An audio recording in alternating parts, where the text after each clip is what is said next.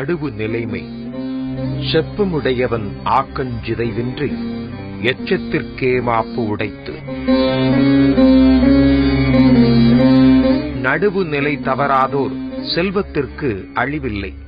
அது அவரின் அடுத்த தலைமுறையினருக்கும் பயனளிக்கும். நடுவுநிலைமைக்கான குரல் ஏன் சொல்லப்பட்டது என்பது நிச்சயமாக தெரிந்திருக்கும். முழுக்க முழுக்க நடுவுநிலையை மட்டுமே மேற்கொண்டிருக்க வேண்டும் என்பதற்காக அதன் அடிப்படையில் மேற்கொள்ளப்பட்ட பிரம்மாண்டமான கருத்துக்களை முடிவுகளை வெளியிடக்கூடிய மக்கள் யார் பக்கம் நிகழ்ச்சிக்கு உங்கள் அனைவரும் அன்போடு வரவேற்கிறீர்களே.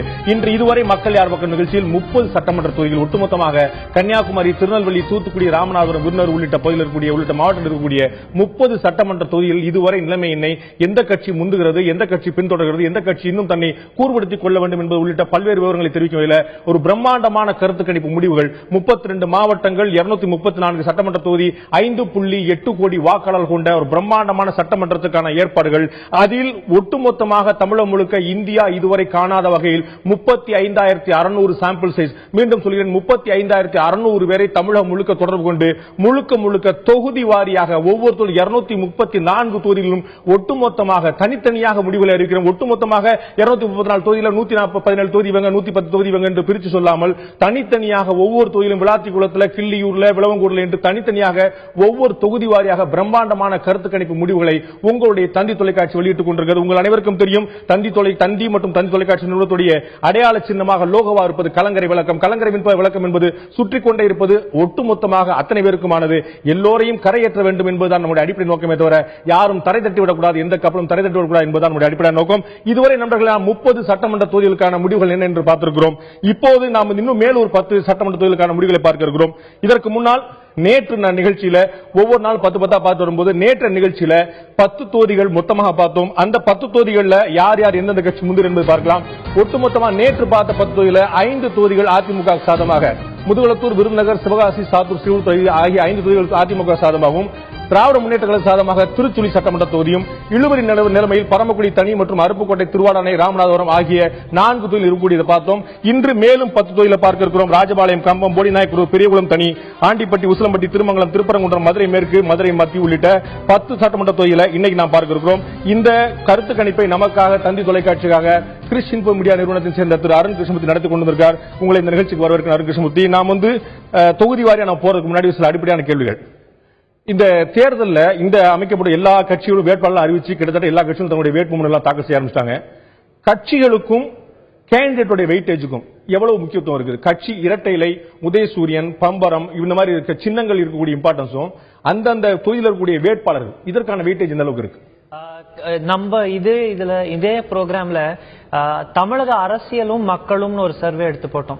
அதுல தமிழக அரசியல் தலைவர்களை பற்றியதா அப்படின்னு கேட்டதுக்கு நிறைய மக்கள் ஆமான்னாங்க. அதை ஊர்ஜினப்படுத்தும் விதத்துல நம்ம ஃபீல்டுக்கு போகும்போது நீங்க பாத்தீங்கன்னா பல பேர் இன்னுமே கூட கட்சிகளை அதோடைய நிறுவன தலைவர்களையும் அதுக்கு நடத்தி கொண்டு சேர்ந்து கொண்டு இருக்கக்கூடிய இப்போதைய தலைவர்களையும் தான் முன்னிலைப்படுத்தி பாக்குறாங்க. அதுக்கு அடுத்த கட்டமா மக்கள் பாக்குறது லோக்கல் கேண்டிடேட்ஸ், உள்ளூர் தலைவர்கள். அவர்கள் தான் இதுவரைக்கும் நம்ம பார்த்த தொகுதியிலே திரு தளவாய் சுந்தரமா இருக்கட்டும், திருச்சூடியில திரு தங்கம் தென்னரசா இருக்கட்டும், இல்ல திரு வைகோவா இருக்கட்டும், திரு விஜயகாந்தா இருக்கட்டும். திரு விஜயகாந்த்னாலதான் தேமுதிகக்கு ஒரு பேரு. சோ இதெல்லாம் தலைவர்களை முன்னிலைப்படுத்துறாங்க வாக்காளர்கள் அப்படிங்கிறது தெளிவா தெரியுது. அதே மாதிரி நீங்க அதிமுக போன்ற கட்சிகள் கிட்டத்தட்ட ஒவ்வொரு தேர்தலுமே, இந்த தேர்தல் உட்பட கிட்டத்தட்ட ஒரு 70 விழுக்காடு வேட்பாளர்களை மாத்திடுறாங்க. சிட்டிங் எம்எல்ஏ எவ்வளவு இருக்கிறாங்களோ அதுல ஒரு 70% மாத்திராங்க. அந்த கட்சி ஒரு பேட்டனாவே வச்சிட்டு இருக்காங்க. திமுக கூட நிறைய பேருக்கு வாய்ப்பு மறுக்கப்பட்டு புதிய வேட்பாளர் கொடுக்கப்பட்டிருக்கு.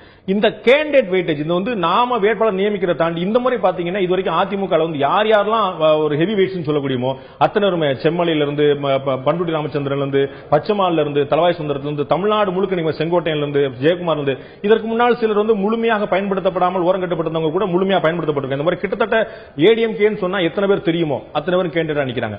டிஎம்கேன்னு சொன்னா எத்தனை பேர் நமக்கு நினைவு வருமோ அத்தனை பேர் கேண்டிடேட் நிக்கிறாங்க. சோ ஓரங்கட்டப்பட்டவர்கள் என்று யாரும் இல்லாமல் அதிமுக முழுமையாக பயன்படுத்தப்பட்டிருக்காங்க. சோ இந்த போர்ல இன்னைக்கு இருக்கக்கூடிய யுத்தத்துல கட்சி, சின்னம், தலைமை இதை தாண்டி லோக்கல் கேண்டிடேட்டுக்கான வெயிட்டேஜ் ஒரு முக்கியமான ரோல் பிளே பண்ணுது. கண்டிப்பா இருக்கு. இந்த தேர்தல் ஒரு புதுமையான தேர்தல். ஏன் அப்படின்னா பலமுனை போட்டி பல இடங்கள்ல உண்மையாவே இருக்கும்போது அவர்களுக்கு இருக்கக்கூடிய அனைத்து பலங்களும் நீங்க சொன்னாப்லே கட்சி, அவர்களுடைய சின்னம், இன்னும் திரு எம்ஜிஆர் அவர்களுக்கு இருக்கக்கூடிய மோகத்துக்கு அதிமுக வாக்களிக்கிறவங்களும் இருக்காங்க. இது நம்ம கூட நியூஸ் ரூம்ல இருக்கும்போது சரி இது பொய்யா கூட இருக்கலாம்னு நினைச்சுப்போம். ஆனா ஃபீல்டுக்கு போகும்போது தான் அதோட தாக்கம் நம்மளுக்கு புரியுது.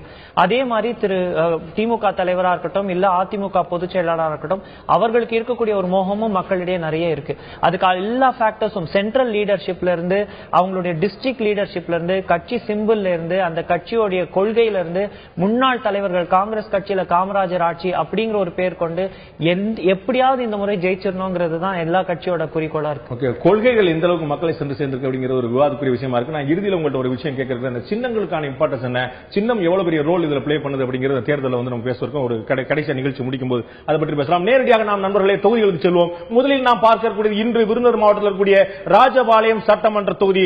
ராஜபாளையம் சட்டமன்ற தொகுதியுடைய தற்போதைய எம்எல்ஏவாக இருப்பவர் திரு கோபால்சாமி, அதிமுகவை சேர்ந்தவர். இதுவரை இந்த ராஜபாளையம் சட்டமன்ற தொகுதியில் யார் யார் எந்தெந்த கட்சி இதுவரை வெற்றி பெற்றார்கள் பார்க்கும்போது 1967 இருந்து 2011 11 சட்டமன்ற தேர்தலில் அதிமுக 5 முறையும், திராவிட முன்னேற்ற கழகம் 2 முறையும், சுயேட்சையில் 2 முறையும், காங்கிரஸ் 1 முறை, சிபிஐ இந்திய கம்யூனிஸ்ட் கட்சி 1 முறை வெற்றிருக்கின்றன.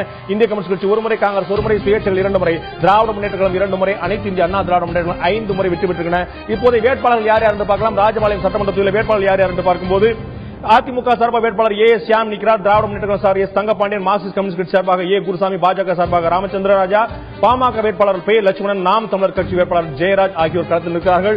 இந்த ராஜபாளையம் சட்டமன்ற தொகுதி மக்களிடம் இந்த முறை நீங்கள் யாருக்கு வாக்களிக்க போறீர்கள் என்று கேட்டபோது 43 விழுக்காடு மக்கள் அதிமுகவுக்கு என்றும் 39 விழுக்காடு மக்கள் திராவிட முன்னேற்ற கழகத்துக்கு, மார்க்சிஸ்ட் கட்சிக்கு 12 விழுக்காடு, பாஜகவுக்கு 3 விழுக்காடு, பிற கட்சிகளுக்கு 2 விழுக்காடு, நோட்டாவுக்கு 1, பிற கட்சிகள் 2, பாஜக 3, மார்க்சிஸ்ட் கம்யூனிஸ்ட் கட்சி 12, திராவிட முன்னேற்ற கழகம் 39, அதிமுக 43 விழுக்காடு வாக்களை மக்கள் மத்தியில் பெறுகிறது.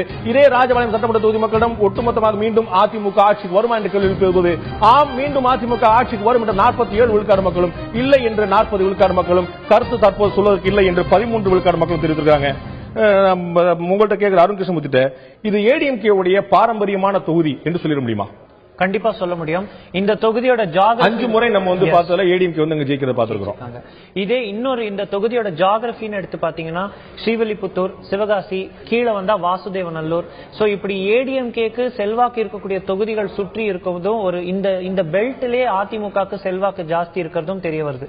சோ அப்படியே இந்த தொகுதியோட வரலாறுன்னு எடுத்து பாத்தீங்கன்னா இந்த பெல்ட்ல நீங்க சொல்றது தென் மாவட்டங்களை சொல்றீங்களா இல்ல விருதுநகர் மாவட்டத்தை சொல்றீங்களா? முக்கியமா இந்த சிவகாசி, ஸ்ரீவில்லிபுத்தூர், ராஜபாளையம், வாசுதேவநல்லூர் அந்த பெல்ட். கடையநல்லூர் போனீங்கன்னா நம்மளே பார்த்தாப்ல திமுகக்கு ஒரு செல்வாக்கு எட்ஜ் இருக்கு. கடையநல்லூர்ல இருந்து கொஞ்சம் வரும்போது ஆலங்குளம், அங்க இருந்து கொஞ்சம் போனீங்கன்னா அம்பாசமுத்திரத்துல கடுமையான போட்டி. சோ இப்படிதான் அந்த ஊர் பிரியுது. அடுத்தது இந்த தொகுதியோடைய 2006 வரலாறு பாத்தீங்கன்னா சொற்ப வாக்குகள்ல தான், ஆனா அதிமுக ஜெயிச்சிடுறாங்க. திமுக ஆட்சிக்கு வரக்கூடிய அந்த 2006 தேர்தல்ல. 2011 தேர்தல்ல பாத்தீங்கன்னா ஒரு 53% வாக்குகள் வாங்கி அதிமுக ஜெயிக்கிறாங்க. இந்த நாடாளுமன்ற தேர்தல்ல பாத்தீங்கன்னா அதிமுகக்கும் புதிய தலைமுறைக்கும் புதிய தமிழகத்துக்கும் இருக்கக்கூடிய அந்த டிஃபரன்ஸ் கேப் வந்து ஒரு 36,000 ஓட்ஸ். சோ அதிமுகக்கு ஒரு பலம் இருக்கிற தொகுதியா பார்க்கப்படுது. ஆனா இந்த முறை போட்டி கடுமையா இருக்கும். ஏன்னா அதிமுகக்கும் திமுகவுக்கும் நேரடி போட்டி இருக்கு. அந்த நேரடி போட்டியில தான் 2006ல அதிமுக திமுக நேரடி போட்டியில ஒரு 1500 வாக்கு வித்தியாசத்துல அதிமுக ஜெயிக்கிறாங்க. போட்டி கடுமையிலும் அதிமுக எட்ஜ் இருக்கிறது நம்மளால பார்க்க முடியும். கடுமையான போட்டி இருந்தாலும் கூட அதிமுக சாதமான தொகுதியா பார்க்கப்படுது. அடுத்ததாக நாம் பார்க்கக்கூடியது தேனி மாவட்டத்தில் கம்பம் சட்டமன்ற தொகுதி. கம்பம் சட்டமன்ற தொகுதியில் தற்போதைய எம்எல்ஏ கம்பம் ராமகிருஷ்ணன் இருக்கிறார். திராவிட முன்னேற்ற கழகம் சார்பாக இப்போது மீண்டும் அவரே கூட இந்த தொகுதியில் போட்டியிடுகிறார். இந்த கம்பம் சட்டமன்ற தொகுதி இதுவரை கடந்த வந்த வரலாறு 1960 2011 பார்க்கும்போது கம்பம் சட்டமன்ற தொகுதியில் இதுவரை அனைத்து இந்த அண்ணா திராவிட முன்னேற்ற கழகம் 3 முறை, திமுக 3 முறை, தமாக 2 முறை, மதிமுக 1, காங்கிரஸ் 1, தேசிய காங்கிரஸ் 1, தேசிய காங்கிரஸ் 1, காங்கிரஸ் 1, மதிமுக 1, தமாக 2, திமுக 3 முறை, அனைத்து இந்திய அண்ணா திராவிட முன்னேற்ற கழகம் 3 முறை வெற்றி பெற்றக்கூடிய வரலாறு பார்க்கிறோம். இந்த கம்பம் சட்டமன்றத்தில் வேட்பாளர் யார் யார் என்று பார்க்கும்போது ஏற்கனவே சொன்ன திராவிட முன்னேற்ற கழகம் சார்பாக திரு கம்பம் ராமகிருஷ்ணன் போட்டியிடுகிறார். அதே போல அதிமுக சார்பாக எஸ்டிகே ஜக்கேன் போட்டியிடுகிறார். இவர் ஒரு ஸ்ட்ராங்கான வேட்பாளர் பார்க்கப்படுகிறது. தமிழ் மாநில காங்கிரஸ் OS ராமச்சந்திரன், OR ராமச்சந்திரன், பாஜக பிரபாகரன், பாமக பொன் காட்சிக்கண்ணன், நாம் தமிழர் ஜெயபால் ஆகிய 6 வேட்பாளர் போட்டியிடுகிறார்கள். இந்த சட்டமன்ற தொகுதி கம்பம் சட்டமன்ற தொகுதியில் நீங்கள் யாருக்கு இந்த முறை வாக்களிக்க போறீர்கள் என்று நாம் மக்களிடம் கேட்டபோது கம்பம் சட்டமன்ற தொகுதி மக்கள் அளித்த பதில் என்ன?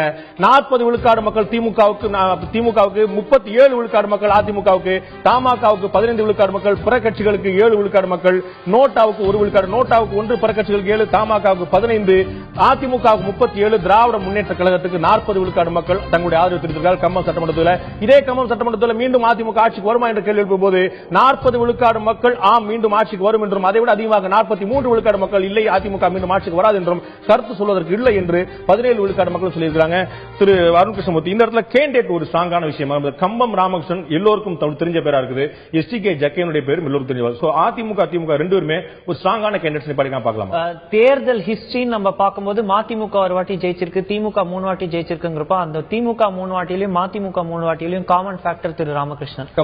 எல்லாத்துலயுமே கேண்டிடேட். எஸ், அப்படி இருக்கும்போது திரு ராமகிருஷ்ணன், இது நம்ம முதல்ல நீங்க கேட்ட கேள்விதான். இங்க வந்து கேண்டிடேட்டுக்குன்னு ஒரு பலம் இருக்கு. அந்த கேண்டிடேட் வந்து நீங்க பாத்தீங்கன்னா 2006ல திரு ராமகிருஷ்ணன் தான் ஜெயிக்கிறாரு திமுக எகேன்ஸ்டா. மதிமுக அப்ப அதிமுக கூட்டணியில ஒரு 1200 வாக்கு வித்தியாசத்தை தான் ஜெயிக்கிறாரு. அதே அவரே திமுக போடுறாரு. திமுகக்கு நீங்க ஒரு வாக்கு இருக்கிறது அது தெளிவா காட்டுது. அவர் திமுக போகும்போது ஒரு 49% வாக்குகள் வாங்கி ஒரு பெரிய மார்ஜின்ல அவர் ப்ரோ ஏடிஎம்கே வேவ் இருக்கும் போதும் அவர் வந்து ஒரு பெரிய மார்ஜின்ல ஜெயிக்கிறாரு. சோ அந்த கேண்டிடேட்க்கு ஒரு ஸ்ட்ரென்த் இருக்கு. அந்த கேண்டிடேட் ஸ்ட்ரென்த் இருக்கிறதுனால தான் ஒரு பலமான வேட்பாளர் இந்த முறை அங்க அதிமுக களம் இறக்கி போட்டி உண்மையா கடுமையா இருக்கு. அதுக்கான பிரதிபலிப்பு அந்த கேப்ல நம்மளுக்கு நல்லா கிளியரா தெரியுது. ஒரு வந்து இவர் கம்பம் ராமகிருஷ்ணன் ஏற்கனவே இருந்த மதிமுக அந்த கட்சிக்கு ஒரு செல்வாக்கு இருக்கு இல்லையா? அவர்கள் ஒரு மக்கள் நல கூட்டணி வந்து ஒரு பெரிய ஃபேக்டரா இல்லையாங்க? மக்கள் நல கூட்டணி ஒரு ஃபேக்டரா இருக்கிறதுனால தான் வந்து அவங்களுக்கு டபுள் டிஜிட்ல ஒரு 15%. ஏன்னா இந்த பகுதியெல்லாம் நீங்க வரும்போது மதுரை தாண்டி நம்ம உசிலம்பட்டி, ஆண்டிப்பட்டி, பெரியகுளம், போடி, கம்பம் இங்கெல்லாம் வரும்போது என்ன ஆயிடுதுன்னா அதிமுக அப்படிங்கிற ஒரு ஃபேக்டர் வந்து ஒரு பிரதான ஃபேக்டரா இருக்கு. திமுக ரொம்ப பின்னால் இல்லாம அவர்கள் நெருங்கி வராங்க. இந்த ரெண்டு கட்சிக்கு இருக்கிற போலரைசேஷன்ல இந்த கேண்டிடேட்ஸை வச்சுதான் மதிமுக இங்க ஜெயிச்சிருக்க வாய்ப்பு அதிகம் அப்படிங்கிறது நம்மளுடைய கருத்தா இருக்கு. சோ அப்படி இருக்கும்போது திரு ராமகிருஷ்ணனால அந்த முறை மதிமுக இங்க பலம். இப்ப பார்த்தா திரு ராமகிருஷ்ணன் திமுக இருக்கிறதுனால திமுகவுக்கும் பலம், திமுகவுடைய பலம் பிளஸ் ராமகிருஷ்ணன் கேண்டிடேட் பலம் ரெண்டு சேர்ந்து அட்வான்டேஜ் ஆகுது. இப்போ எஸ்டிகே ஜக்கைன் இருக்கனால போட்டி கடுமையா இருக்கு. ஆனாலும் கூட அங்க வந்து அட்வான்டேஜ் எடுக்கக்கூடியது வந்து திராவிட முன்னேற்ற கழகம். ஆட்சிக்கு எதிரான மனநிலை வந்து கொஞ்சம் இருக்கு. அந்த மனநிலையோ நல்லா உபயோகப்படுத்திக்கிறாங்க. அவர்களுடைய திமுக கட்சியுடைய கேம்பெயினும் அங்க ஸ்ட்ராங்கா இருக்கிறது இதெல்லாம் காட்டுது. ஓகே, நம்ம அடுத்த பார்க்கக்கூடியது மிக இன்ட்ரெஸ்டிங்கான ஒரு சட்டமன்ற தொகுதி போடி நாயக்கனூர். திரு பன்னீர்செல்வம் அவர்கள், ஓ பன்னீர்செல்வம் அவர்கள் முன்னாள் முதலமைச்சர் தற்போதைய நிதியமைச்சர் திரு ஓ பன்னீர்செல்வம் போட்டியிடக்கூடிய தற்போதைய எம்எல்ஏ இருக்கக்கூடிய தொகுதி போடி நாயக்கனூர். அந்த தொகுதியில 1967 இருந்து இதுவரைக்குமான ட்ராக் ரெக்கார்டை பார்க்கும்போது இது வந்து 2011 வரைக்கும் அதிமுக 5 முறை, திராவிட முன்னேற்ற கழகம் 3 முறை, காங்கிரஸ் 2 முறை, பிற கட்சிகள் 1 முறை, அதிமுக ஒரு ஸ்ட்ராங்கான எட்ஜ் பார்க்கிறோம். திமுக 3 முறையும் அதிமுக 5 முறையும் இந்த போடி நாயக்கனூர் சட்டமன்ற தொகுதியில் ஜெயிச்சிருக்காங்க. இப்போது தற்போதைய எம்எல்ஏக்கள் வேட்பாளர் யார் என்று பார்க்கும்போது அதிமுக சார்பாக ஓ பன்னீர்செல்வம் போட்டியிடுகிறார். மீண்டும் திராவிட முன்னேற்ற கழகம் சார்பாக லட்சுமணன், தேமுதிக சார்பாக வீரபத்ரன், பாஜக சார்பாக வெங்கடேஸ்வரன், பாமக ராமகிருஷ்ணன், நாம் தமிழர் அன்பழகன் ஆகியோர் போட்டியிடுகிறார்கள். ஒரு கடுமையான போட்டி ஏற்படுத்தக்கூடிய ஒரு தொகுதியாக பார்க்கிறோம். இந்த போடி நாயக்கனூர் சட்டமன்ற தொகுதியில் யாருக்கு நீங்கள் இந்த மாதிரி வாக்களிக்க போல் என்று கேட்டபோது 43 விழுக்காடு மக்கள் அதிமுகவுக்கு என்றும், 37 விழுக்காடு மக்கள் திமுகவுக்கு என்றும், தேமுதிகவுக்கு 12 விழுக்காடு மக்கள், பிற கட்சிகளுக்கு 7 விழுக்காடு மக்கள், நோட்டா 1 விழுக்காடு, பிற கட்சிகள் 7, தேமுதிக 12, திராவிட முன்னேற்ற கழகம் 37, அனைத்து இந்திய அண்ணா திராவிட முன்னேற்ற கழகம் 43 விழுக்காடு வாக்களை பெறுவது பார்க்கிறோம். இதே தொகுதி மக்களிடம் மீண்டும் அதிமுக ஆட்சிக்கு வருமா என்று கேட்டபோது 45 விழுக்காடு மக்கள் ஆம் ஆட்சிக்கு வரும் என்று, 40 விழுக்காடு மக்கள் ஆம் இல்லை அதிமுக மீண்டும் ஆட்சிக்கு வராது, கருத்தில்லை என்று 15 விழுக்காடு மக்கள் சொல்லியிருக்காங்க. நீங்க ஏற்கனவே சொன்னீங்க இந்த மாதிரி திமுக வந்து பக்கத்துல ஸ்ட்ராங்கா இருக்குது. எங்க கம்பத்துல அங்க வந்து ஆன்டி இன்கம்பன்சி வேவும் ரொம்ப ஸ்ட்ராங்கா இருக்குது. கம்பத்துல வந்து ஆன்டி இன்கம்பன்சி வேவ் ஸ்ட்ராங்கா இருக்குது. ஆனா போடி நாயக்கனூர்ல இல்லையா? கேண்டிடேட் ஸ்ட்ரென்த் 2006ல போடி நாயக்கனூர் தொகுதியில திமுக வந்து ஜெயிக்கிறாங்க. திரு லட்சுமணன் ஒரு 900 votes வித்தியாசத்துல தான் ஜெயிக்கிறாரு. அதுதான் நம்ம பேசினப்போ இந்த ஆண்டிப்பட்டி, உசிலம்பட்டி இதெல்லாம் என்னதான் அதிமுக கோட்டையா இருந்தாலும் இந்த திமுகவுக்குன்னு ஒரு பேஸ் இருக்கு. அப்புறம் இந்த தொகுதிகளில் நம்ம நோட் பண்ண வேண்டியது இன்னொரு முக்கியமான ஃபேக்டர் பாத்தீங்கன்னா உசிலம்பட்டியில இருந்து இந்த ஃபார்வர்ட் பிளாக் வந்து அவர்களுக்குன்னு ஒரு வாக்கு இருக்கு. இந்த முறை அவர்கள் வந்து இந்த ரெண்டு கூட்டணியிலுமே இல்ல. அதுவும் கொஞ்சம் நோட் பண்ண வேண்டிய பாயிண்ட். அதுக்கப்புறம் பாத்தீங்கன்னா கம்பம் தொகுதியில எப்படி ஆன்டி இன்கம்பன்சி இருக்கோ 5 ஆண்டு காலம் இந்த ஆட்சி இருந்ததுனால பரவலாவே ஆன்டி இன்கம்பன்சி இருக்கு. அந்த ஆன்டி இன்கம்பன்சியை பல தொகுதிகளில் அவங்க பிரேக் பண்றாங்க. சில தொகுதிகளில் கேண்டிடேட்ஸை வச்சு பிரேக் பண்றாங்க. பல தொகுதிகளில் வந்து திட்டங்களை வச்சு பிரேக் பண்றாங்க. இந்த தொகுதியை பொறுத்தளவுக்கு ஆன்டி இன்கம்பன்சியை அதிகமா கொடுக்கக்கூடியது வேட்பாளரா கட்சியா? வேட்பாளர் கட்சி ரெண்டுத்துக்குமே ஆன்டி இன்கம்பன்சி இல்லைன்னு சொல்ல முடியாது, இருக்கு. அதையும் மீறி வேட்பாளருக்கு இருக்கக்கூடிய ஒரு பாப்புலாரிட்டி டீலிமிட்டேஷன் அப்படிங்கறதையும் நம்ம இங்க மறுபடியும் உள்ள கொண்டு வரணும். திரு பன்னீர்செல்வம் அவர்கள் 2006 தேர்தலில் பாத்தீங்கன்னா பெரியகுளம் தொகுதியில நிக்கிறாரு. டீலிமிட்டேஷனுக்கு அப்புறம் அவர் போடி தொகுதிக்கு மாறுறாரு. அப்படி மாறும்போது நேத்து நம்ம டிஸ்கஸ் பண்ண மாதிரி தான் ஒரு சில கட்சிகளுக்கு இருக்கக்கூடிய பஞ்சாயத்துகள் அந்த ஸ்ட்ரென்த்ஸ் இந்த தொகுதியில அதிமுக பலம் இருக்கக்கூடிய இடங்கள் சேர்க்கப்படுது. அப்ப வரும்போது என்ன ஆயிடுது அப்படின்னா போடி நாயக்கனூர் தொகுதி ஹிஸ்டரி காட்டுற மாதிரியும் சரி அதிமுக ஒரு பலம் வாய்ந்த தொகுதியா தான் இருக்கு. அதுலதான் திரு பன்னீர்செல்வமுடைய கேண்டிடேட் ஸ்ட்ரென்த்தும் சேர்றதுனால ரெண்டு ஆன்டி இன்கம்பன்சியும் கவுண்டர் பண்ற அளவுக்கு ஒரு 5% லீட் எடுத்து அவங்க வர வாய்ப்புகள். ஒரு 5% ஆன்டி இன்கம்பன்சி அதிருப்தி அலைகள் இருந்தாலும் கூட அதை தாண்டி அதிமுக முன்னிலை வைக்கிற பாக்குறோம். சட்டமன்ற தொகுதி பெரியகுளம் தனி சட்டமன்ற தொகுதி மிக இன்ட்ரெஸ்டிங்கா இருக்கக்கூடிய ஏ லாசர்தா மார்க்சிஸ்ட் கம்யூனிஸ்ட் கட்சியுடைய ஏ லாசர்தா தற்போதைய சட்டமன்ற உறுப்பினராக இருக்கார். இந்த பெரியகுளம் தனி தொகுதியுடைய ட்ராக் ரெக்கார்டு இதுவரை வரலாறு நம்ம பார்ப்போம். பெரியகுளம் சட்டமன்ற தொகுதியில் இதுவரைக்கும் எந்தெந்த கட்சி எத்தனை முறை வெற்றி பெறுகிறது பார்க்கும்போது பெரியகுளம் தனி தொகுதியில் அதிமுக 6 முறை, திமுக 4 முறை, மார்க்சிஸ்ட் கம்யூனிஸ்ட் 1 முறை வெற்றி பெற்று பார்க்கிறோம். இந்த தொகுதியில் தற்போதைய எம்எல்ஏவாக மார்க்சிஸ்ட் கம்யூனிஸ்ட் கட்சி திரு லாசர்தாஸ் இருக்கிறார். இன்னும் வேட்பாளர் யார் யாரும் பார்க்கும்போது அதிமுக சார்பாக கதிர்காமு, திமுக சார்பாக அன்பழகன், மார்க்சிஸ்ட் கம்யூனிஸ்ட் தற்போதைய எம்எல்ஏ போட்டியிடார். அதே போல பாஜக சார்பாக செல்லம், பாமக வைகை கண்ணன், நாம் தமிழர் சார்பாக புஷ்பலதா ஆகிய 6 பேர் போட்டியிடார். இவர்களை தாண்டி களத்தில் நிற்கிறார் நிறைய நண்பர்கள்.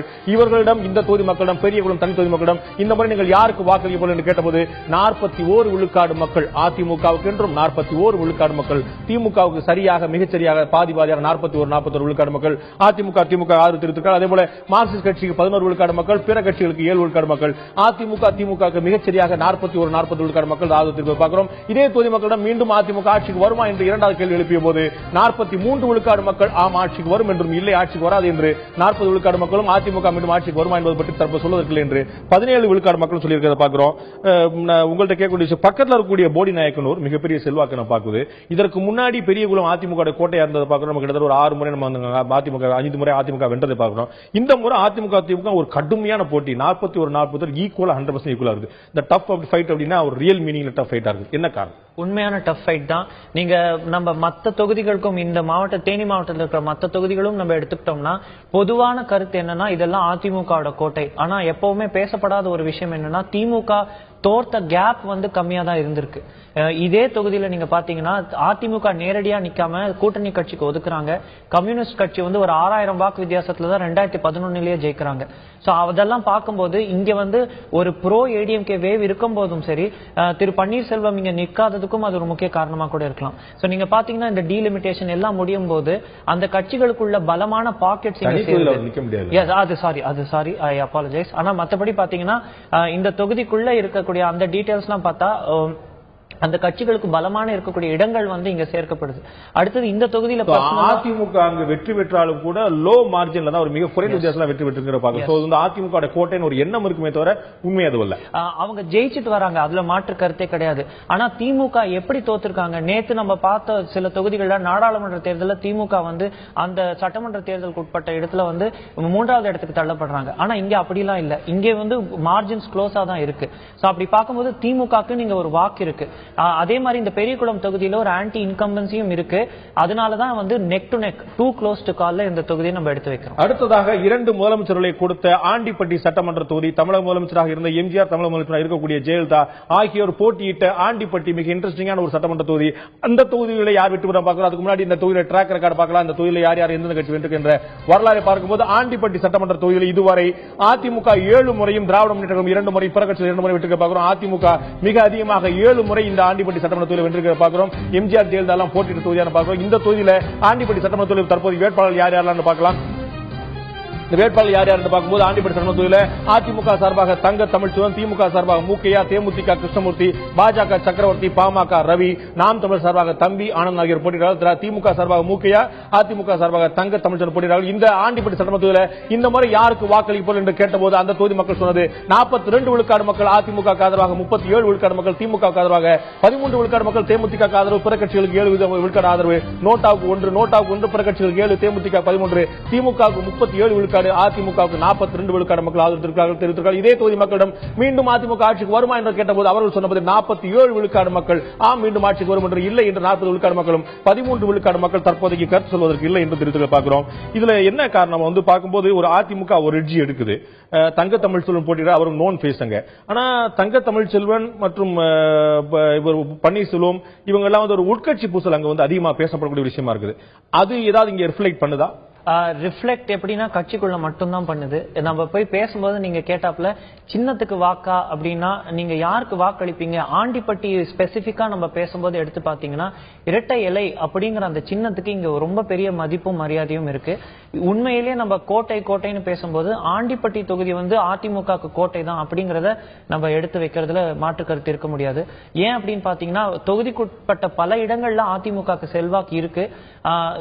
இங்க மாநிலத்துல ஆட்சி மாறினாலும் சரி, ஆண்டிப்பட்டி தொகுதி எப்பவுமே அதிமுக சாதகமா போறதுக்கான நிறைய வாய்ப்புகள் இருக்கு. அதிமுக சாதகமா போனா கூட இந்த முறை முக்கியங்கிற கேண்டிடேட் கிட்டத்தட்ட ஒரு 5 விழுக்காடு தான் வித்தியாசத்துல 37 விழுக்காடு ஒரு கடுமையான போட்டி எடுத்துறாரு. சோ இந்த கோட்டைன்னு சொல்லும்போது பல இடங்களில் பார்த்தோம் அதிமுக 50 விழுக்காடும் திமுக ஒரு 13 விழுக்காடு பின்னாடி இருக்கலாம். இதுக்கு முன்னாடி ட்ராக் ரெக்கார்ட்ல பார்த்தோம். ஆனா இந்த முறை வெறும் 5 விழுக்காடு வித்தியாசம் திமுக ஒரு கடுமையான போட்டி கொடுக்கறத நம்ம பாக்குறோம்ல. இருக்கு, போட்டி இல்லைன்னு சொல்லவே இல்லை, போட்டி கடுமையா கண்டிப்பா இருக்கு.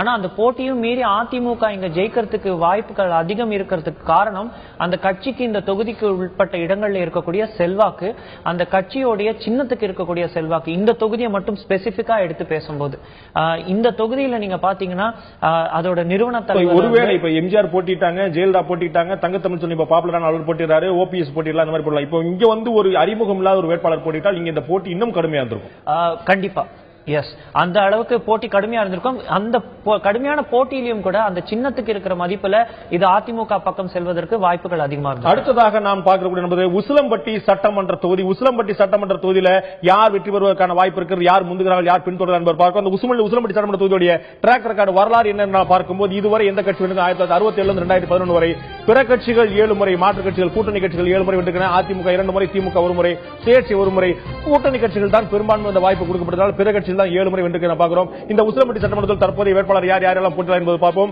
உசிலம்பட்டி சட்டமன்ற தொகுதி சார்பாக அதிமுக பா நீதிபதி, திமுக சார்பாக இளமகிழன், மதிமுக சார்பாக பாஸ்கர சேதுபதி, பாஜக சார்பாக சமக்களி, பாமக தாமுருகன், நாம் தமிழர் 5 கோவிலான், அதிமுக சார்பாக பா நீதிபதி, திமுக சார்பாக இளமகிழன் ஆகியோர் போட்டியிட பார்க்கிறோம். இந்த சட்டமன்றத்தில் உசிலம்பட்டி சட்டமன்றத்தில் யாருக்கு உங்களுடைய வாக்கு என்று மக்களும் கேட்டபோது 42 விழுக்காடு மக்கள் அதிமுக வாக்கு என்றும் 39 விழுக்காடு மக்கள் திமுக என்றும், அதிமுக 13 விழுக்காடு, பிற கட்சிகளுக்கு 5 விழுக்காடு, நோட்டாவுக்கு 1, பிற கட்சிகளுக்கு 5, மதிமுக 13, திமுக 39 விழுக்காடு, அதிமுக 42 விழுக்காடு மக்கள் தங்களுடைய ஆதரவு தெரிவித்தார்கள். அதிமுக மீண்டும் ஆட்சிக்கு வரும் என்று இதே தொகுதி மக்களிடம் உசிலம்பட்டியில் கேட்டபோது 50 விழுக்காடு மக்கள் ஆட்சிக்கு வரும் என்றும், இல்லை என்று 39 விழுக்காடு மக்களும், கருத்தில்லை என்று 11 விழுக்காடு மக்கள் தெரிவித்திருக்கிறார்கள். நான் உங்களுடைய கேட்க விஷயம், மீண்டும் ஆட்சிக்கு அதிமுக வருமான 50 விழுக்காடு மக்கள் ஆட்சிக்கு வந்தாங்க. ஆனா நீங்க ஏடிஎம்கே ஓட்டு போடுவீங்களா அப்படின்னு கேட்டா 42 விழுக்காடு மக்கள். சோ அங்க பார்ட்டியால தான் அந்த கட்சி தப்பிக்குது அப்படின்னு பார்க்க முடியுமா? உண்மையா அதுவும் ஒண்ணு. நம்ம ஃபார்வர்ட் பிளாக் பத்தி பிற கட்சிகள்னு நீங்க போட்டா அங்க சிட்டிங் எம்எல்ஏ கதிரவனா இருக்கிறாரு, ஃபார்வர்ட் பிளாக் சேர்ந்த ஒரு கூட்டணியில இப்ப இல்ல. எஸ், ஃபார்வர்ட் பிளாக்ங்கிற ஒரு ஃபேக்டர் நம்ம இங்க கருத்துல எடுத்துக்கணும். அதிமுக ஓட்டு அது எந்த அளவுக்கு சிதைக்குது அப்படிங்கறதையும் பார்க்கணும். அது பார்க்கும்போது ஃபீல்டுல அதிமுக வாக்குகள் எவ்வளவு விழும் பார்க்கும்போது கேப் இருக்கு, அந்த கேப் கம்மியா இருக்கு.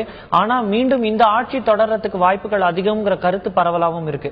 உசிலம்பட்டி அப்படிங்கிற அந்த ஊரை நம்ம புரிஞ்சுக்கிட்டோம் அப்படின்னா மதுரையில இருந்து கொஞ்சம் ஒருவேளை ஃபார்வர்ட் பிளாக்கு இடம் கொடுத்து அவர்கள் இந்த தொழில போட்டிட்டு இருந்தாங்கன்னா அந்த வெற்றி வாய்ப்பு வித்தியாசம் கூடி இருக்குமா? கண்டிப்பா கூடி இருக்கும். ஏன் அப்படின்னா அவங்க இப்ப பிரிக்கிற வாக்கு அதிமுகவோட வாக்கா இருக்கிறதுக்கு ரீசன்ஸ் மோரா இருக்கு. அதுதான் இங்க ஒரு பெஸ்ட் எக்ஸாம்பிளா சொல்ல முடியும். எப்படின்னு பாத்தீங்கன்னா இன்னைக்கு ஃபார்வர்ட் பிளாக் பிரிக்கக்கூடிய வாக்கு அவர்களுடைய மொத்த சமூகம் வாக்கு அந்த மாதிரி ஏதாவது இருந்தது அப்படின்னா அது எப்படி பிரியுது அப்படின்னா அது யாருடைய வாக்கா, திமுக வாக்கா, திமுக கூட்டணியும் அவங்க சேரல, அதிமுக கூட்டணியும் சேரல. யார் வாக்கா அதிகபட்சமா இருக்கிறதுக்கு வாய்ப்புகள்னு பாத்தீங்கன்னா அதிமுக கூட்டணி வாய்ப்பு. ஃபார்வர்ட் பிளாக் அப்படிங்கிற கட்சி அப்படிங்கிறது ஒரு குறிப்பிட்ட சமுதாயத்துடைய மிகப்பெரிய ஆதரவு பெற்ற கட்சி நம்ம பார்க்கலாம்.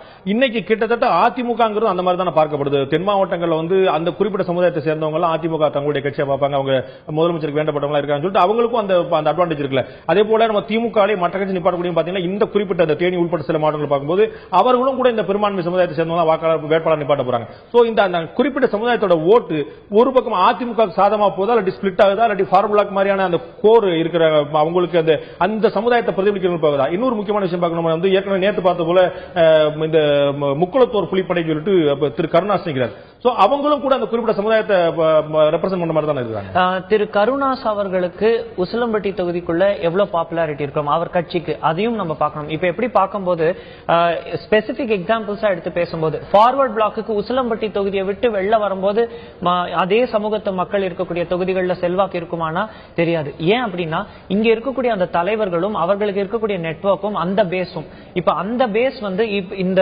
உசிலம்பட்டி தொகுதியே நம்ம டைசெக்ட் பண்ணி சின்ன சின்ன பாக்கெட்ஸா பாக்குறோம், பல பஞ்சாயத்துகளா பாக்குறோம். 4-5 பஞ்சாயத்துகள்ல ஃபார்வர்ட் பிளாக் அந்த கட்சிக்கு இருக்கக்கூடிய செல்வாக்கும் அந்த கட்சி பிரமுகர்கள் அதிகம் இருக்கக்கூடிய இடங்கள்லயும் வாக்குகள் குறையதானா அந்த வாக்கு அதிமுக வாக்கா இருக்கிறதுக்கு ரீசன்ஸ் மோரா இருக்கு. அதுதான் நம்ம இங்க எடுத்து உசிலம்பட்டி தாண்டி ஃபார்வர்ட் பிளாக் கட்சிக்கு வந்து மிகப்பெரிய செல்வாக்கு கிடையாது. சோ ஃபார்வர்ட் பிளாக்கோட இம்பாக்ட் வந்து உசிலம்பட்டிக்குள்ளதான் மட்டும் தான் இருக்கு பாக்குறோம். அடுத்த நண்பர்கள் நாம் பார்க்கக்கூடிய தொகுதி திருமங்கலம் சட்டமன்ற தொகுதி. திருமங்கலம் சட்டமன்ற தொகுதியுடைய தற்போதைய சட்டமன்ற உறுப்பினராக அதிமுக சேர்ந்த முத்துராமலிங்கம் இருக்கிறார். இந்த சட்டமன்ற தொகுதி திருமங்கலம் சட்டமன்ற ட்ராக் ரெக்கார்டை பார்க்கும்போது அதிமுக 4 முறை, காங்கிரஸ் 3 முறை, திமுக 2 முறை, மதிமுக 1 முறை, பிற கட்சிகள் 1 முறை வெற்றி பார்க்கிறோம். நம்ம வந்து திமுக அந்த பட்டியலுக்கான கூட்டணி கட்சி கொடுத்திருக்க வாய்ப்பு இருக்கக்கூடிய பிற கட்சிகள் 1 முறை, மதிமுக 1 முறை, திமுக 2 முறை வெற்றி பெற்று பார்க்கிறோம். காங்கிரஸ் 3 முறை, அதிமுக 4 முறை இந்த திருமங்கலம் சட்டமன்ற தொகுதியில் வெற்றி பெற்றிருக்கிறது.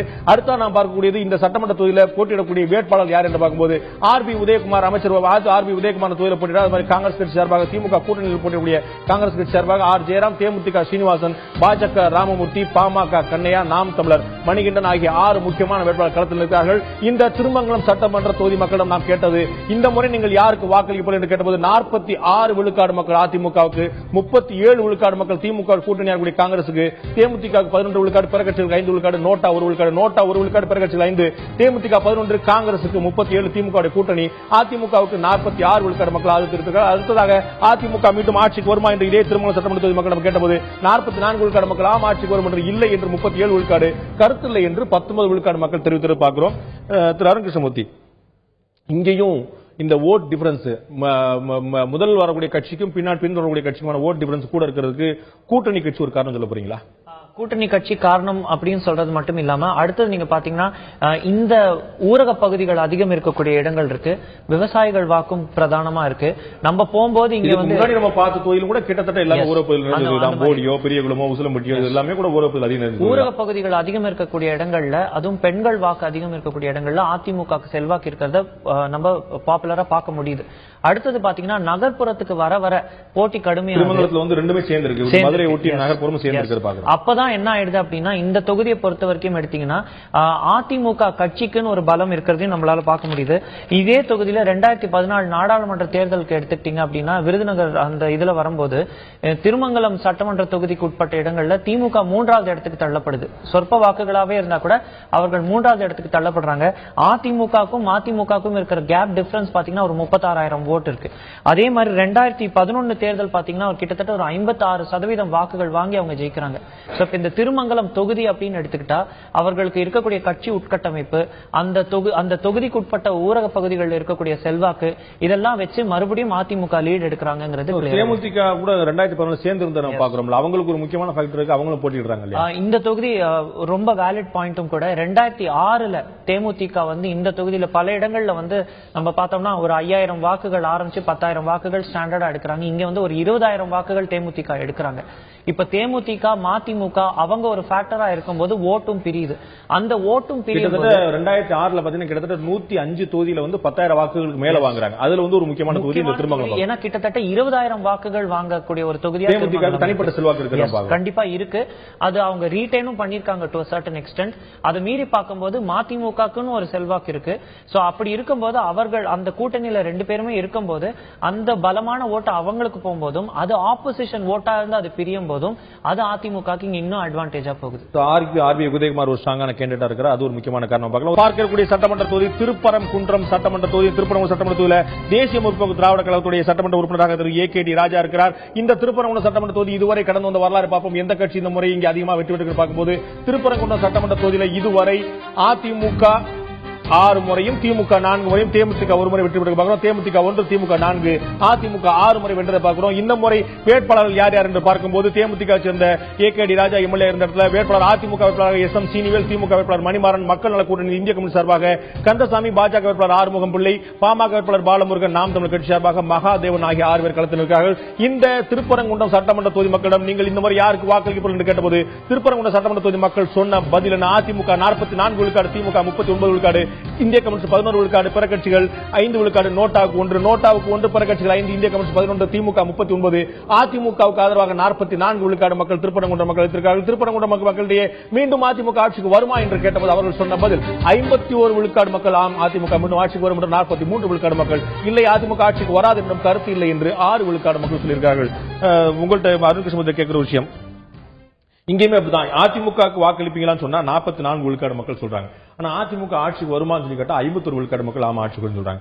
சோ கேண்டிடேட்டோட வேட்பாளரை விட பார்ட்டியை கட்சி அங்க பாப்புலரா இருக்கு. கட்சி உண்மையாவே பாப்புலரா இருக்கு. இந்த தொகுதியை வச்சு நம்ம தமிழகத்தோட இன்றைய பொலிட்டிக்கல் மைண்ட் செட்டையும் ஒரு சின்ன அனாலிசிஸ் பண்ணலாம். ஒரே தொகுதியில ஒட்டுமொத்த தமிழக அரசியலுடைய இல்ல, இது எப்படி வேட்பாளர் தேர்வாயிருக்கு, எப்படி தொகுதிகள் ஒதுக்கி இருக்காங்க, ஏன் இந்த கட்சிக்கு இந்த தொகுதியை ஒதுக்கினாங்க அப்படிங்கிற இந்த ஒரு சின்ன வரலாறு நம்ம எடுத்து பார்த்தோம்னா, அதிமுகவும் சரி திமுகவும் சரி 2011 வந்து இங்க கூட்டணி கட்சிகளுக்கு கொடுத்துடுறாங்க. 2006 பாத்தீங்கன்னா அதிமுக வந்து கம்யூனிஸ்ட் கட்சியை எதிர்த்து இங்க நின்று ஜெயிக்கிறாங்க. அப்போ இந்த தொகுதிக்கு உட்பட்ட இடத்துலயும் தேமுதிக நிறைய வாக்குகள் வாங்குறாங்க. அப்ப தேமுதிக 2011 இங்க போட்டியிடுறாங்க அந்த அதிமுக கூட்டணியில இருந்து. இப்போ அதிமுக திமுக நேரடி போட்டியில இந்த தொகுதிக்கு வராங்க. வரதுக்கு முக்கிய காரணம் பாத்தீங்கன்னா தேமுதிக அந்த மக்கள் நல கூட்டணிக்கு ஒரு செல்வாக்கு இருக்கு, ஒரு வாக்கு வங்கி இருக்கு. ஆனா நீங்க வந்து இதுக்கு முன்னாடி பார்த்த இடங்களோட கம்மியா 11 விழுக்காடு தான் நீங்க போட்டிருக்கீங்க. நம்ம வந்து இதுவரைக்கும் நம்ம வந்து மக்கள் நல கூட்டணிக்கு வந்து சராசரியா 15, 16, 17 பார்க்கும்போது இந்த திருப்பரங்குன்றம் சட்டமன்றத்தில் மக்கள் நல கூட்டணிக்கு தேமுதிக உள்ளடக்கிய மக்கள் நல கூட்டணிக்கு 11 விழுக்காடு தான் பார்க்கிறோம். நம்ம இதுக்கு முன்னாடி பார்த்த மத்த தொகுதிகள்னு நீங்க பாத்தீங்கன்னா மக்கள் நல கூட்டணி வந்து செல்வாக்கு எங்க அதிகம் வருது அப்படின்னு பாத்தீங்கன்னா கூட அவர்களுக்கு பிரபலமா இருக்கக்கூடிய பேஸ் இடங்கள் எஸ் அது ஒண்ணு. அடுத்தது பாத்தீங்கன்னா அதிமுகவோ திமுகவோ அவர்கள் கூட்டணி கட்சிகளுக்கு ஒதுக்கக்கூடிய இடங்கள்ல மக்கள் நல கூட்டணியை பிரதானமா படுத்துறதையும் நம்ம நிறைய 2-3 தொகுதிகள்ல பாக்குறோம். இந்த தொகுதியை முன்வைக்கும் போது இப்போ மக்களுக்கு தெளிவா ஒரு 2 சாய்ஸ் இருக்கு. அதிமுக பிரதான கட்சிகள் அதிமுக திமுக, இவர்களுக்கு இடையே வரும்போது 3வது அணியை எவ்வளவு தேர்ந்தெடுக்கிறாங்கன்னு அப்பம் பார்க்கும்போது அந்த ஃபேக்டர் கொஞ்சம் குறையுது. சோ இந்த முறை இந்த தொகுதியில போட்டி வந்து கடுமையா இருக்க போது அதிமுகக்கு உட்கட்டமைப்பு கட்சி உட்கட்டமைப்பு இருக்கு. அதிமுக பலமுறை ஜெயித்த வரலாறும் இருக்கு. இந்த முறையும் வந்து அது ரொம்ப பலவீனப்படல. ஆனாலும் கேப் வந்தும் ரொம்ப வைடா இல்ல. கேப் அதிமுக திமுக கேப் பார்த்தோம்னா அது கொஞ்சம் குறைவா தான் இருக்கு அப்படிங்கறத நம்ம சர்வே திமுக ஒரு ஸ்ட்ராங்கான கேண்டிடேட் போட்டிருந்தாலும் இல்லாட்டி தேமுதிகவை எங்க போட்டிட்டு இருந்தாலும் நிலைமைகள் மாறி இருக்குமா? கண்டிப்பா மாறி இருக்கும். இன்னொன்னு நீங்க பாத்தீங்கன்னா இந்த தொகுதியை பொறுத்த வரைக்கும் இங்க வந்து இன்னும் ஹை டெசிபல் கேம்பெயினிங்லாம் இன்னும் ஒன்னும் பெருசா ஆகல.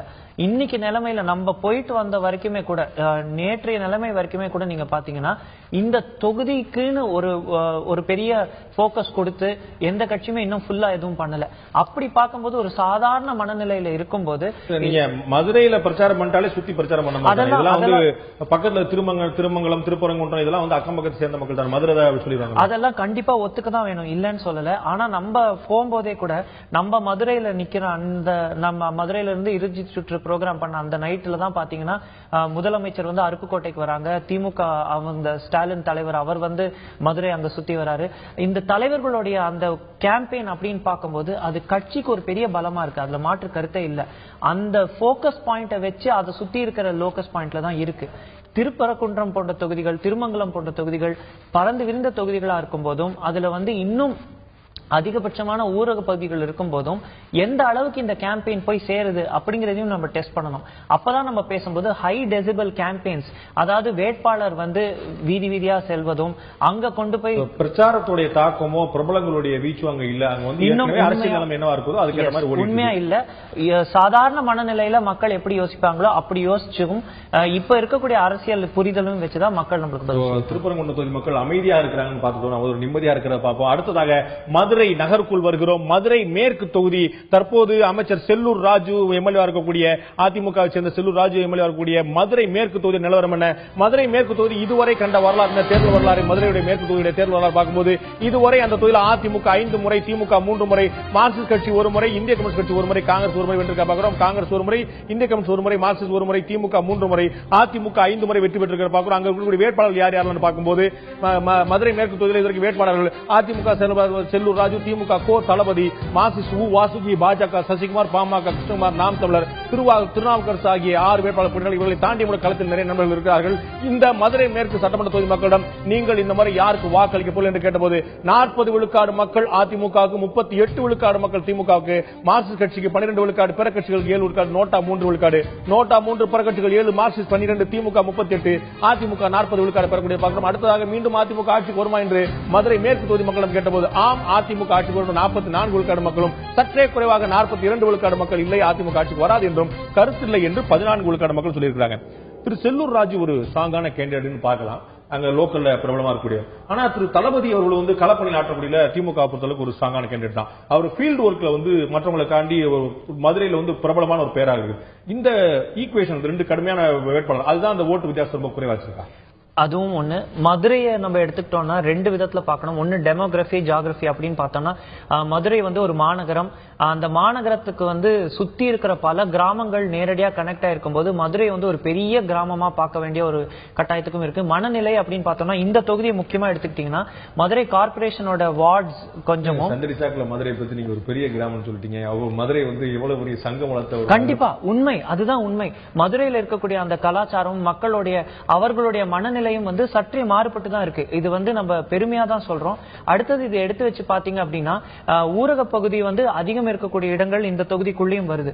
அப்படி பார்க்கும்போது இங்க என்ன ஆகுது அப்படின்னா தமிழக அரசியல் வரும், மதுரையிலேயே தலைவர்கள், பல தலைவர்கள் அந்த ஊரும் அங்கே கட்சி தலைவர்களையும் கட்சி தலைவர்கள் அளவுக்கு பாப்புலாரிட்டி இருக்கக்கூடிய தலைவர்கள் இருக்கிற இது நம்ம எல்லாருக்குமே அறிஞ்சது தெரிஞ்சதுதான். அப்படி பார்க்கும்போது ஆன்டி இன்கம்பன்சி இங்க ஒரு முக்கிய ஃபேக்டரா இருக்கு. இந்த தொகுதிகளுக்குள்ள திரு செல்லூர் ராஜு அவர்கள் இருக்கிறதுனால அதிமுக ஒரு எட்ஜ் இருக்கிறதே தவிர இங்க ஆன்டி இன்கம்பன்சி அவருக்கும் கொஞ்சம் ஸ்ட்ராங்கா இருக்கிறது நம்மளுக்கு தெரிய வருது. செல்லூர் ராஜு மேலேயே நிறைய புகார்கள், சர்ச்சைகள், கட்சிக்குள்ளேயே இப்ப அவருடைய அலுவலகம் அதிமுகவினராலே தாக்கப்பட்டதெல்லாம் நான் பாக்குறோம். வெடிகுண்டு வீச்சு தான் நடந்துச்சு. அதிமுகவினரே கூட சிலர் அவர் மேல அதிருப்தியா இருக்கிற பார்க்கத்தானே செய்யறோம். கண்டிப்பா அது மக்கள் மனநிலையிலும் ஒரு பிரதிபலிப்பை ஏற்படுத்துது. இங்க நீங்க பாத்தீங்கன்னா இந்த தொகுதியில ஆன்டி இன்கம்பன்சி கண்டிப்பா இருக்கு. அந்த ஆன்டி இன்கம்பன்சி இருக்கும் போது இன்னொன்னு என்ன ஆகுதுன்னா நீங்க சொன்ன மாதிரியே திமுக வேட்பாளரும் ஒரு பலம் வாய்ந்த வேட்பாளர். அவர் கட்சிக்குள்ள பிரபலமா இருக்காரு. அவருக்கு ஒரு முக்கியமான கேள்வி நான் கேட்க மறந்துட்டேன். இந்த மதுரை மத்திய, மதுரை மேற்கு, திருப்பரங்குன்றம், திருமணம் இதெல்லாம் பத்தி பேசும்போது திரு மூக்க அழகு, திரு அழகிரி திராவிட முன்னேற்ற கழகத்துல இல்லாதோடைய இம்பாக்ட் என்ன? அது சாதகமா மாறி இருக்கா, பாதகமா மாறி இருக்கா திமுகவுக்கு? அதாவது திரு மூக்க அழகிரிய பேஸ் பண்ணி நம்ம கேள்விகள் எதுவும் எடுத்து வைக்கல. முக்கிய காரணங்கள் என்னன்னு பாத்தீங்கன்னா இது இன்னைக்கு இந்த ப்ரோக்ராம் மூலமா நான் சொல்லிக்க விரும்புறேன். பல இடங்கள்ல நம்ம போய் இந்த சர்வே பண்ணும்போது இது ஒரு கடினமான ஒரு வேலை. பல கட்சி ஆட்கள் இதை தடுக்கிறதுக்கெல்லாம் முயற்சி பண்ணிருக்காங்க. சோ நம்மளும் இதை எவ்வளவு பீஸ்ஃபுல்லா கொண்டு போக முடியுமோ அவ்வளவு பீஸ்ஃபுல்லா கொண்டு போறதுக்கும் கான்ட்ரவர்ஷியலா எதுவும் பண்ணிடக்கூடாதுங்கிறதுலயும் நம்மளும் கேர்ஃபுல்லா இருந்திருக்கும். திரு மூக்க அழகிரி பத்தியும் அவருடைய கட்சியில அவருக்கு இருந்த பலம் பத்தியும் இப்ப அவர் இல்லாதனால என்ன ஏற்பட்டிருக்கக்கூடியதும் பத்தி நம்ம இந்த சர்வேக்குள்ள கொண்டு வரல. இல்ல நீங்க கேள்வியா முன்வைக்கல. ஆனா கேள்வியா முன்வைக்க இப்ப நீங்க நம்ம ஏற்கனவே சொன்னது போல நாம இந்த கருத்து கணிப்பு நடத்தினதே எஸ் ஆர் நோ கேள்வி டைப்ல வைக்கல. அதிமுக ஓட்டா, திமுக ஓட்டா, மக்கள் நல கூட்டணி ஓட்டா, பாஜக, பாமக நம்ம கேட்கல. நீங்கள் யாருக்கு வாக்களிப்பீங்கன்னு கேட்டு நம்ம பண்றோம். எந்த கட்சி சொன்னாலும் அந்த கட்சி நம்ம போடுறோம். அப்படிங்கும்போது அழகிரி பத்தின டிஸ்கஷன், அழகிரி இருந்திருக்கலாம், அழகிரி இல்லாம இருந்திருக்கலாம், அது பற்றின ஒரு பேச்சு எங்கேயுமே வரலையா? ஆஃப் த ரெக்கார்ட் நிறைய வருது. ஆஃப் த ரெக்கார்ட் நிறைய பேச்சுக்கள் வருது. திரு அழகிரி பேரை மென்ஷன் பண்ணலன்னு நம்ம சொல்ல முடியாது. நிறைய பேர் பண்றாங்க. பல பேர் இது எப்படின்னா உங்களுக்கு அந்த மேண்டேட்டே ரெண்டா உடையுது. சில பேர் அது சாதகமாகவும் திமுகவுக்கு சாதகமாகவும் திமுகவுக்கு அது பாதகமாகவும் பாக்குறாங்க. அவர் இருந்தப்போ கட்சிக்கு இருந்த ஒரு பலம் இப்ப இருக்கானா இருக்குன்னு சொல்றாங்க, இல்லன்னு சொல்றாங்க. அதுதான் உண்மையான கருத்து. அடுத்த பார்க்கக்கூடிய நண்பர்களே, இறுதியாக இன்றைய தேதியின் இறுதியான தொகுதியான பார்க்கக்கூடியது மதுரை மத்திய தொகுதி. மதுரை மத்திய தொகுதியுடைய வேட்பாளராக எம்எல்ஏவாக தேமுதிக அதிமுக வந்த திரு ஆர் சுந்தரராஜன் இருக்கிறார். அவர் இந்த முறை அவருக்கு இந்த முறை வாய்ப்பு வழங்கப்படவில்லை. தேமுதிக அதிமுக வந்தார். இந்த மதுரை மத்திய தொகுதியுடைய வரலாறு நாம் பார்க்கும்போது திமுக இங்கு 4 முறை அதிகபட்சமாக வென்றிருக்கிறது. காங்கிரஸ் 2 முறை, தமாக 2 முறை, அதிமுக 1 முறை, தேமுதிக 1 முறை, பிற கட்சிகள் 1 முறை. அதிகபட்சமாக திமுக 4 முறையும், காங்கிரஸ் 2 முறையும், தமாக 2 முறை, அதிமுக ஒரே ஒரு முறை மட்டும் வெற்றி பெற்று மதுரை மத்திய தொகுதி திமுக ஒரு சாதகமான தொகுதியாக பார்க்கப்படுகிறது. இந்த முறை அங்கு வேட்பாளர் யார் யார் என்று பார்த்தால் இந்த முறை அங்கு போட்டக்கூடிய அதிமுக சார்பாக மா ஜெயபால், திமுக சார்பாக பிடிஆர் தியாகராஜன் போட்டியிடுகிறார். அதேபோல் தேமுதிக சார்பாக சிவமுத்துக்குமார், பாஜக சார்பாக கார்த்திக் பிரபு, பாமக சார்பாக பி செல்வம், நாம் தலைவர் சார்பாக வெற்றிக்குமார் ஆகியப்பட்டிருக்கிறார்கள். திரு பிடிஆர் தியாகராஜன், பிடிஆர் பாரம்பரியமிக்க பிடி ராஜன், பிடிஆர் பழனியல் ராஜன் ஆகிய குடும்பத்தை சேர்ந்த திரு பிடிஆர் தியாகராஜன் போட்டியிடக்கூடிய மதுரை மத்திய தொகுதி. இந்த தொகுதியில் நீங்கள் யாருக்கு வாக்களிக்க போகிறீர்கள் என்று மக்களிடம் கேட்டபோது மதுரை மத்திய தொகுதி மக்கள் சொன்னது, நாங்கள் திமுகவுக்கு வாக்களிக்க போகிறோம் என்று 44 விழுக்காடு மக்களும், அதிமுக எங்களுடைய வாக்கு என்று 37 விழுக்காடு மக்களும், தேமுதிக 13 விழுக்காடு, பிற கட்சிகளுக்கு 5 விழுக்காடு, நோட்டாவுக்கு 1 விழுக்காடு, நோட்டாவுக்கு 1, பிற கட்சிகளுக்கு 5, தேமுதிக 13, அதிமுக 37, திராவிட முன்னேற்ற கழகத்துக்கு 44 விழுக்காடு மக்கள் தங்களுடைய ஆதரவு தெரிவிப்பதை பார்த்திருக்கோம் மதுரை மத்திய தொகுதியில்.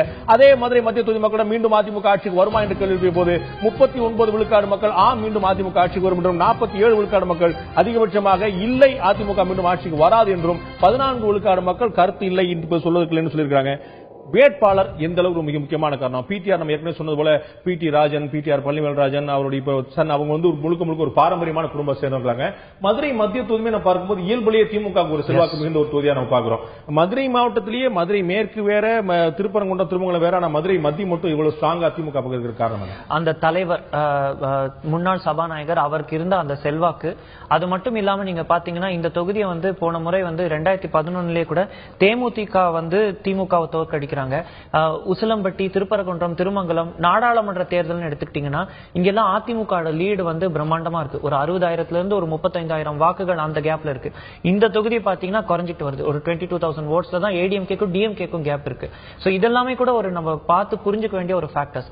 திமுகவுக்கு செல்வாக்கான தொகுதி அப்படின்னு சொன்னா தேமுதிக எப்படி அந்த இடத்துல வெற்றி பெற்றிருக்க முடியும்? ஏடிஎம்கே டிஎம்கே டைரக்டர்னா ஒரு செல்வாக்கு இருக்கு பார்க்கலாம். ஏடிஎம்கே சார்பா தேமுதிக கொடுத்த போது அவர்கள் எப்படி இந்த வித்தியாசம்? தேமுதிக அங்க நிக்கும் போது நீங்க பாத்தீங்கன்னா வேட்பாளர் வேற, திமுக வேட்பாளர் வேறு, எப்பவும் இருந்த அந்த வேட்பாளர் இல்ல.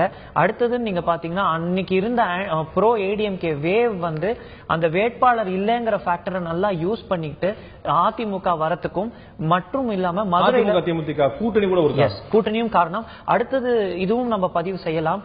மதுரைக்கு உட்பட்ட இடங்கள், பல இடங்கள்ல மக்கள் நம்மளுக்கு நிறைய எடுத்து சொன்னது சட்டம் ஒழுங்கு பிரச்சனை. அதை கொஞ்சம் நிறைய பேர் எடுத்து சொல்றாங்க.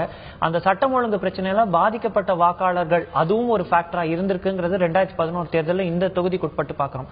இப்ப அதெல்லாம் எப்படி மாறுது அப்படின்னு பாத்தீங்கன்னா திமுகக்கு அவர்களுடைய வேட்பாளர் ஒரு பெரிய பலம். அவர் படித்தவரா பாக்குறாங்க. அவர் ஒரு பாரம்பரிய குடும்பத்திலிருந்து வராரு. தங்களுடைய நபரா அவங்க கண்டிப்பா பாக்குறாங்க. அவரை அணுகக்கூடியவராகவும் பாக்குறாங்க. அது மட்டும் இல்லாம திமுக கட்சிக்கு இருக்கக்கூடிய உட்கட்டமைப்பும் இங்க இந்த முறை சாதகமா வேலை செய்யறதுனாலையும் 5 ஆண்டு காலம் ஆட்சியில இருந்திருக்கு. இது எப்பவுமே திமுக சாதகமா இருந்த ஒரு தொகுதி. அப்போ ஒரு முறை மாத்தி போயிருக்கும் போது இந்த ஆட்சிக்கு எதிரான மனநிலை இங்க வருவது ஒரு அக்செப்டட் இதுதான் பொலிட்டிக்கல். பல்வேறு வகையில் இது திமுக சாதகமான தொகுதியா பாக்குறோம். அந்த பாரம்பரியமிக்க தொகுதி, அப்புறம் பாரம்பரியமிக்க கேண்டிடேட் அப்படிங்கிற பல்வேறு சாதகங்களை திமுக உள்கட்டமைப்பு ஸ்ட்ராங்கா இருக்கிற பாக்குறோம். அந்த இடத்துல மதுரை மத்திய தொகுதியில அடுத்த ஆண்டு நிகழ்ச்சி நிறுதி பகுதிக்கு வந்துவிட்டோம். ஒட்டுமொத்தமாக நான் இன்று 10 தொகுதிகளை பார்த்தோம். 10 சட்டமன்ற தொகுதியில விருதுநகர் மாவட்டத்திலிருந்து தேனி மாவட்டத்திலிருந்து மதுரை மாவட்டம் வரைக்கும் 10 சட்டமன்ற தொகுதியை ஒவ்வொரு இடமா பார்த்தோம். 10 சட்டமன்ற தொகுதியில ஒட்டுமொத்தமாக யாருக்கு எவ்வளவு என்று பார்க்கலாம். இதுவரை நான் இன்று பார்த்த 10 சட்டமன்ற தொகுதியில அதிமுக 5 இடங்களில், ராஜபாளையம், போடி, ஆண்டிப்பட்டி, உசிலம்பட்டி, திருமங்கலம் ஆகிய 5 இடங்களில் முந்துகிறது. திராவிட முன்னேற்ற கழகம் கம்பம், மதுரை மத்திய ஆகிய 2 இடங்கள் முந்துகிறது. இழுபறி நிலையில பெரியகுளம், திருப்பரங்குன்றம், மதுரை மேற்கு ஆகிய 3 இடங்கள் பார்க்கிறோம். இழுபறி, பெரியகுளம், திருப்பரங்குன்றம், மதுரை மேற்கு திமுகவுக்கு ஆதரவாக, கம்பம், மதுரை மத்திய அதிமுக சாதகமாக, ராஜபாளையம், போடி, ஆண்டிப்பட்டி, உசிலம்பட்டி, திருமங்கலம் ஆகிய 5 இடங்கள் இருப்பதை பார்க்கிறோம். நாம் இது இன்னும் பல்வேறு விஷயங்கள் நாளை மீண்டும் நாம் சந்திக்க இருக்கிறோம். 10 தொகுதிகள், மேலும் 10 தொகுதியில் பல்வேறு தொகுதிகள் எடுத்துட்டு 10 தொகுதிகளில் யார் யாருக்கான வெற்றி வாய்ப்பு பார்க்கிறோம். திங்கட்கிழமைக்கு முதல் நாம் 20 தொகுதியில் ஒவ்வொரு நாள் பார்க்கிறோம். ஒவ்வொரு நாளும் முழுக்க களத்தில் நின்று மக்களுடைய என்ன ஓட்டம் என்னவா இருக்கிறது. 2016 மே 16ஆம் தேதி நடக்கக்கூடிய சட்டமன்ற தேர்தலில் வாக்குப்பதிவு நீங்கள் செய்யக்கூடிய உங்களுடைய மனநிலையில் என்ன ஓட்டத்தில் என்ன இருக்கிறது என்பதை உங்களிடமிருந்தே ஊடுருவி தெரிந்து கொள்ள முயற்சியாக தந்தி தொலைக்காட்சி இந்த பிரம்மாண்டமான கருத்து கணிப்பை நடத்திக் கொண்டிருக்கிறது. இந்த கருத்து முடிவுகள் 4 நாட்கள் தொடர்ந்து வந்து 40 தொகுதி வரை பார்த்திருக்கோம். நாளை நாம் 50வது தொகுதியில் பார்க்க இருக்கிறோம். இந்த நிகழ்ச்சியில் தன்னுடைய கருத்தை பதிவு செய்த அருண் கிருஷ்ணமூர்த்திக்கு நன்றி. பார்த்த உங்களுக்கும் நன்றி. மீண்டும் இன்னொரு நிகழ்ச்சியில் சந்திப்போம். அதுவரை நன்றி, வணக்கம்.